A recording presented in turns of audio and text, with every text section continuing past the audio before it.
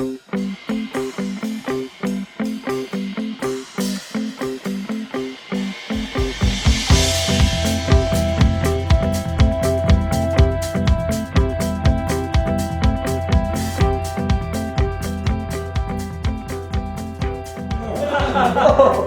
I'm in the middle of doing this, I decide for no good reason, right, to go from this position to this position.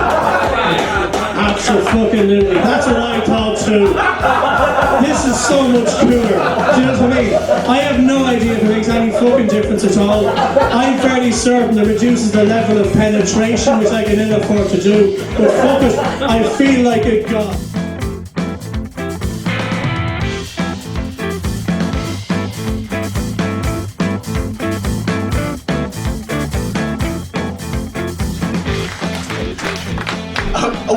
A weightlifter's gonna have even more fucking problems. That's dangerous. That's like.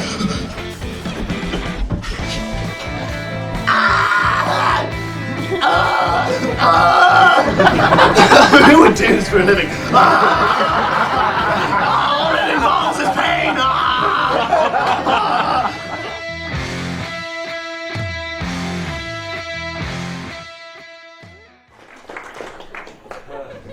Hello, happy Christmas to you all, great to be here.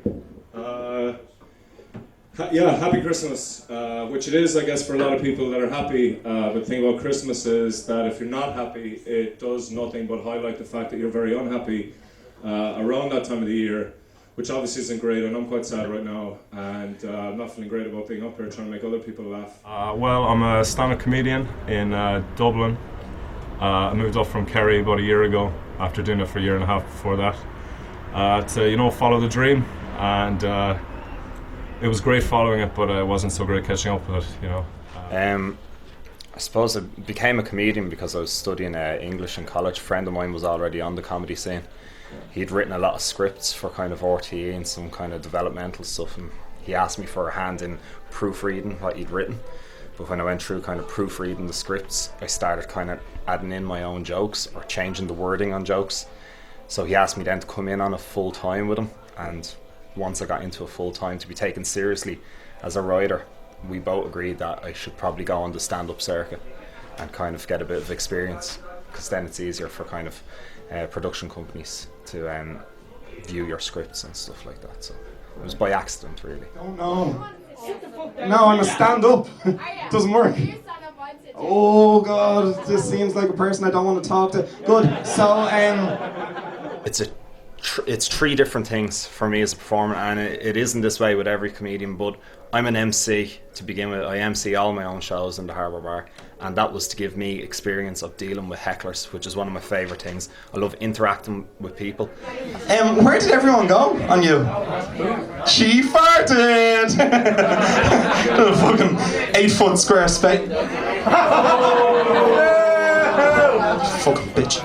When I MC, I'm a bully. I like to bully people. I like to bully everybody equally, so that they don't feel, one person doesn't feel intimidated, but everybody's on the same kind of a journey, if you like, with me. And then I always kind of go back to myself and put myself down so they feel at ease. But that's just as an MC.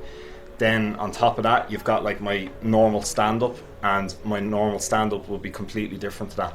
I'm very, very friendly, very energetic. I don't really do material that's risque. I don't talk about certain things. I like it to be accessible to everybody. Firstly, I'm going to get anal sex off a throwback from the 80s. Dom, I love you. And secondly, I know what you're all thinking. Penfold has got a job since Danger Mouse retired. Well, I'm 36. I became a comedian at 35, and it was because I spent 10 or 11 years working in a good job, fucking just living the normal fucking life and thinking I was happy, and split up with a bird, lost my job, and then I was in a position where I was like, nothing really changed, you know what I mean? Life was still shit. You're still getting up and going to just a different job but less money, and still to pay all the bills.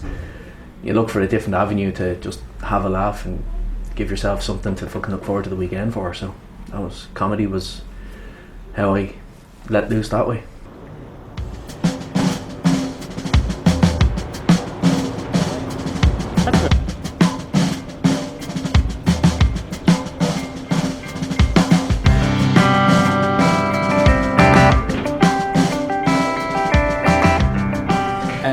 Can I just ask, are you guys on a date? No. Are you related? No. Do you want it to become a date? No. Are you sure? Because there's lots of really comfy, if the date did go well, if it became a date, because otherwise it's just a pseudo date. There you go. Man after my own heart. Rejection. Had the farms of the ugly children were born and became a huge thing. And as they grew up, they reached sexual maturity, and then they could be milked so that no one had to endure the hideousness of heterosexual relationships for the propagation of the species. And just the science of artificial fertilization was perfected in these pivotal years. You're from Ireland, aren't you? I was like, yeah, I'm from Ireland. And then, just as I turn around, I suddenly feel a little jolt on my back. And he's trying to push me down an escalator. Slightly. But I steady myself, he just yells, he's like, your dad's unemployed and your mother drinks whiskey every morning. And I was like, how does he know my family so well? End quote. We meet him again a little later after a moment of painful intimacy. Quote, Proud-hearted touched his most secret place where her paw encountered nothing but silky fur. Their genitals were always masked by the fur, and for the males, their penises were hidden in a sheath. You'd never know they were anatomically correct, but they were. As someone who does stuff that's a little bit different, in Ireland, especially in Dublin, that makes you much harder to book as an act, because promoters in the comedy scene are extremely conservative. And I also was very frustrated because I go to comedy gigs all the time as a stand-up, and I have to sit and watch stand-up comedy, and 90% of it is pretty bad. And I think the reason for that right now is because most of the comedy you see on TV is pretty bad. Most of the stand-up, it's pretty safe, it's pretty generic, and people are aping that. And so I started this night as a place where people could come and do something completely different, and to ensure that there wouldn't be that kind of safe stuff, I made sure that there's no stand-up at all, there's no sketch comedy, there's no musical comedy, so people can come and do comedy, anything that isn't that. And I try to find people who aren't just comedians as well, so like writers and storytellers and people who are performers in different capacities, because I think comedians often have especially if they've been doing it for a while, a big difficulty in seeing the potential of something like this, where they can use video, they can use slides, they can do audience participation, they can do whatever they want. Whereas in a stand-up club, you just have a stage, everyone's drunk, you have to keep things quite slow and simple, and this is kind of a chance for something a bit more adventurous. 1, 2, 3, Arena! 3 girls wearing leotards. We do sketches.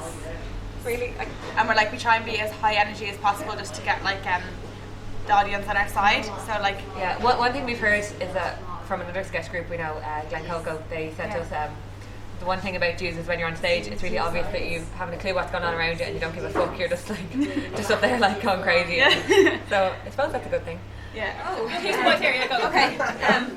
Hey, let's have really hot sex in an oven set to a reasonable temperature while we're baking a cake of sexy, because I'm going to sit on your face till you suffocate, and then I'm going to be licking out your cat, and I'll be fingering your dad's asshole, and chop off your balls, and then I stab you. I think there's an awful lot of talent in the country, you know what I mean? And I've gigged all around the country as well, but the truth is Dublin is the kind of mecca if you're a comedian. You can get a gig every night in Dublin if you're a comedian. The amount of Irish comedians coming through, and you have from the typically Irish, there's Culture Nora, who in her own right is very funny, a send-up of Irish people from West Wicklow. For my own wedding I was only invited to the afters. Fuck me. I don't have any friends. Look at me. I don't have any friends, right? I had an imaginary friend once. He didn't fucking like me. We're a funny nation, but I feel we've got a long way to go. I feel that there's not enough variety in Irish stand-up as it is. I mean, with English stand-up, you have your one-liners and you have your controversial comedians. But I think when Irish people go out, they kind of want to see the same thing, which is, normal observational humour and nothing else really. But I think we're a funny nation, though. I think we're known as a funny nation. Ever since then, I just feel the spark's gone. It's developed in a way that it's like a bad sequel to a movie that was shit in the first place. And now I look at you, and where once my pants got tight, I just feel with regret. You've broken me, Sandra. Some of the guys that people have never ever heard of that are working the kind of circuit are absolutely fantastic, and that's kind of the point of the Hardy Heart, is to bring not the recognisable names that you might see appearing on the panel or something like that a lot of comedy clubs around the country are presenting, but to bring the guys that you'd miss if you weren't really in the know as to what's going on in Irish comedy. You know what I mean? It's a whole different thing when you get into it. You learn that there's so much talent out there and it's not being exploited the best it could be. Now this is no ordinary song we're gonna play for you. This is the Orgasm Song. Alright, get strapped in. Yeah, it's gonna be epic. Alright, here we go. The Orgasm Song. Oh yeah, whoa, that's great. Yeah, oh. Even better. Yeah, oh, yeah. Oh yeah, oh, faster. Yeah, oh, yeah. And that's it. That's all we get sometimes. Yeah, that's all there is. So that was the male version of the song. Now I'm going to play for you the female version of the song. Right? The female version is a little different. It hurts more. It hurts more. Jesus Christ, who are you going out with? It's meant to hurt. It's meant to hurt. Woo, woo, woo. Who are they? What'd you call them? What are you doing here? I'm good in bed. Bollocks. Right, there we go. This is what the female version of the Orgasm Song is meant to sound like, I think. Here we go. Right, so it goes.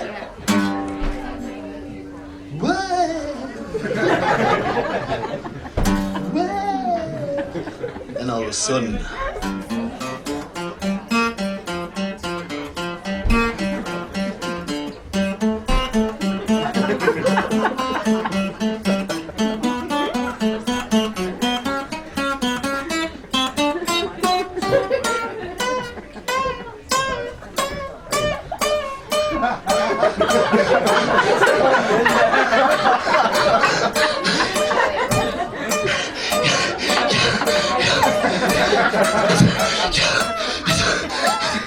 what is happening?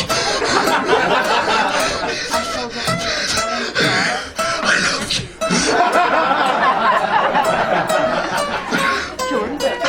I just think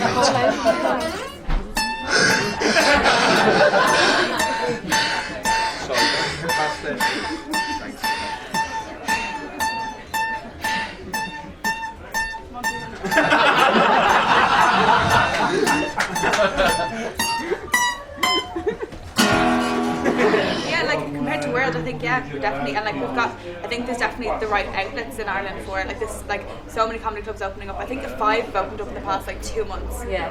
And anyone can just write set and go into Badly Axe on Tuesday in Hackney Ridgeon and just and do the Underground Comedy Club. That's well, it's closed down for a while now, but that's where we started. Loads of new people started off there, and it was just a really good place. Yeah, you could literally go in and be like, "Can I do a set?" And they'd be like, "Hey, you're on next week." Of course, you're going to see how wonderful you are, just like I did. Well, if you're sure. Of course, they're going to love you straight away, just like I do. Thanks.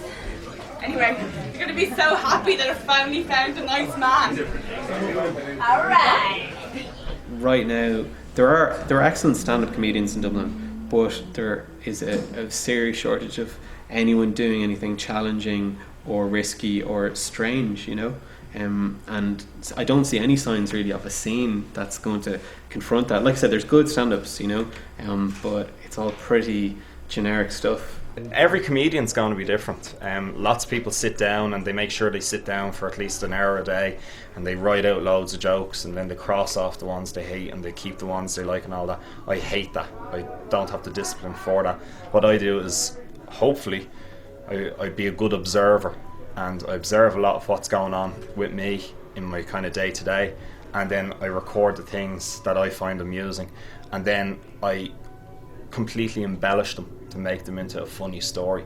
So everything you hear me saying in my straight stand-up set on stage, they're all based on true stories. I've just embellished them so that they get the kind of belly laughs at the end.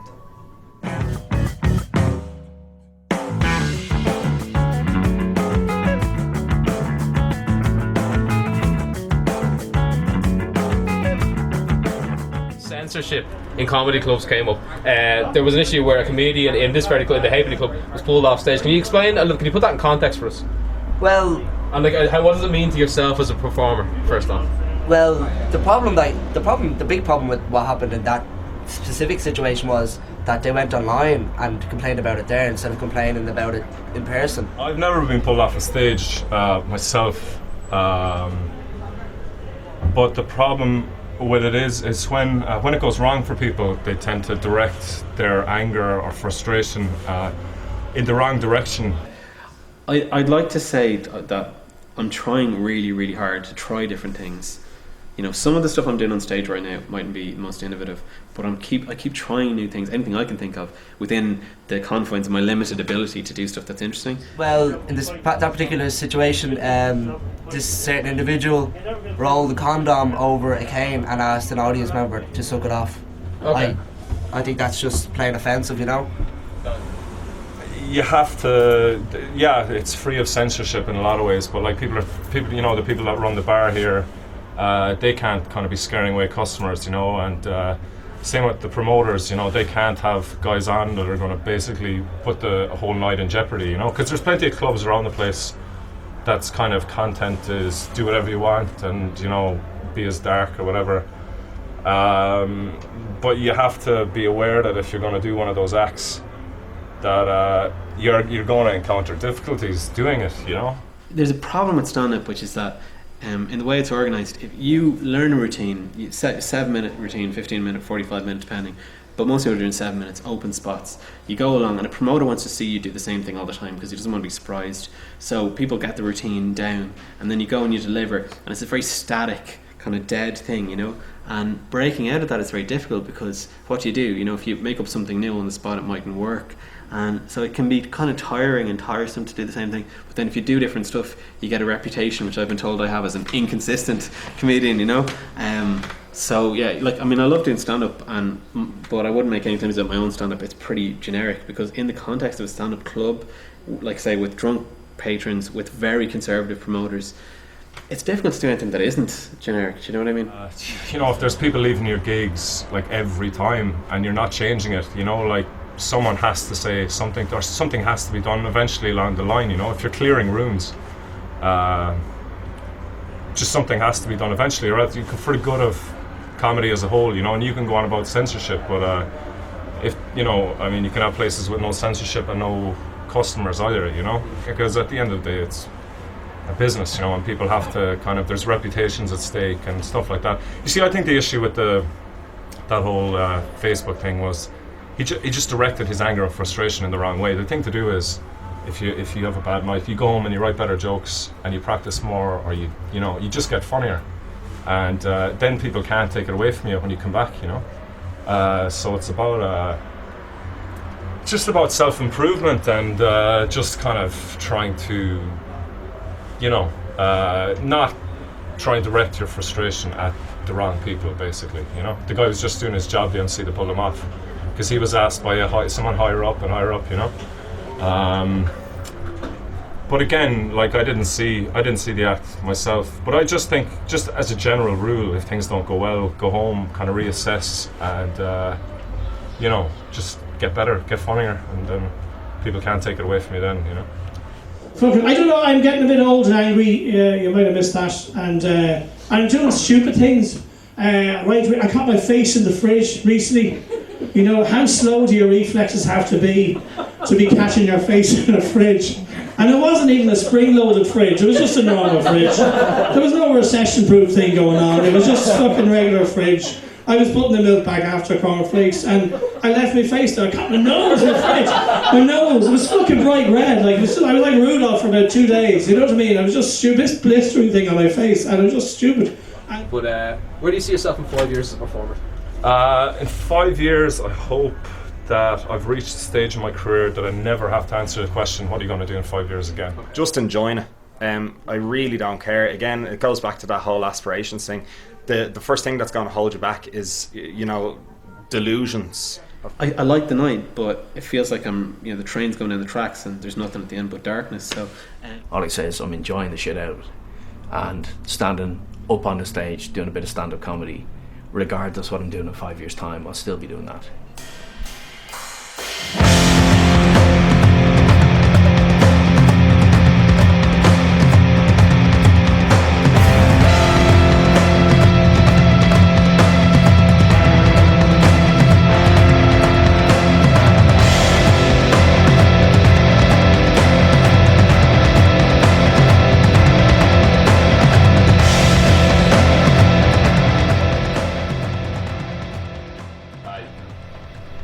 Alright, this kid finds a welder's mask at the side of the road.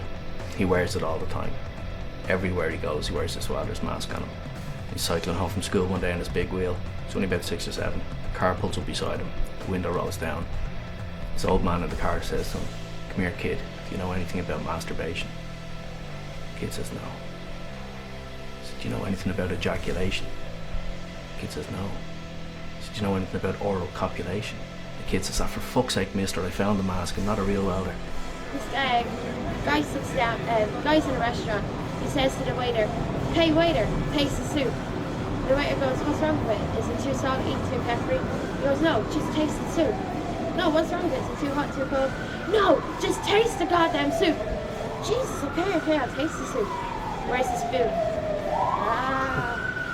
See, Truth is, and ask any comedian, don't ever do a joke if somebody asks you to tell a joke, because their expectations will be really high and the joke you tell will never live up to their expectations.